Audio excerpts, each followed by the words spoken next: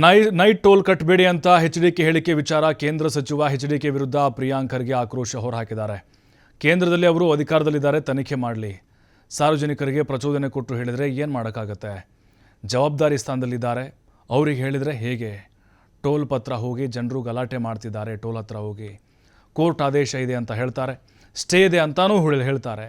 ಕೇಂದ್ರದಲ್ಲಿ ಅವರದೇ ಅಧಿಕಾರ ಇದೆ ಅಲ್ವಾ, ತನಿಖೆ ಮಾಡಲಿ ಅಂಥೇಳಿ ಬೆಂಗಳೂರಿನಲ್ಲಿ ಗೃಹ ಸಚಿವ ಪ್ರಿಯಾಂಕ್ ಖರ್ಗೆ ಪ್ರಶ್ನೆ ಹಾಕಿದ್ದಾರೆ ಕುಮಾರಸ್ವಾಮಿಗೆ. ನೋಡಿ, ಒಬ್ಬರು ಜವಾಬ್ದಾರಿಯುತ ಸ್ಥಾನಮಾನದಲ್ಲಿದ್ದವರು ಹಿಂಗೆ ಸಾರ್ವಜನಿಕರಿಗೆ ಪ್ರಚೋದನೆ ಕೊಟ್ಟು ಮಾತನಾಡಿದ್ರೆ ಏನು ಹೇಳೋಕ್ಕಾಗ್ತದೆ? ಅವರು ಒಂದು ರೆಸ್ಪಾನ್ಸಿಬಲ್ ಪೊಸಿಷನ್ನಲ್ಲಿದ್ದಾರೆ. ಆಯಿತು, ಅದು ಏನೇನು ಕಾರಣಗಳಿರ್ಬೋದು.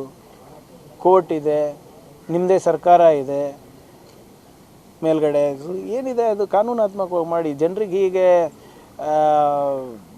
ಏನು ಕಾನೂನು ಬಾಹಿರವಾಗಿ ಪ್ರಚೋದನೆ ನೀಡಿದ್ರೆ ಸರಿಯಲ್ಲ ಅಂತ ನನ್ನ ವೈಯಕ್ತಿಕ ಅಭಿಪ್ರಾಯ. ಅದು ಟೋಲ್ ಕಟ್ಟಬೇಕಾ ಬಿಡಬೇಕಾ, ಕೋರ್ಟ್ ಆರ್ಡರ್ ಇದೆ ಅಂತ ಕೆಲವು ಜನ ಹೋಗಿ ಅಲ್ಲಿ ನಿಂತ್ಕೋತಾ ಇದ್ದಾರೆ ಅಂತ ಹೇಳ್ತಾ ಇದ್ದಾರೆ.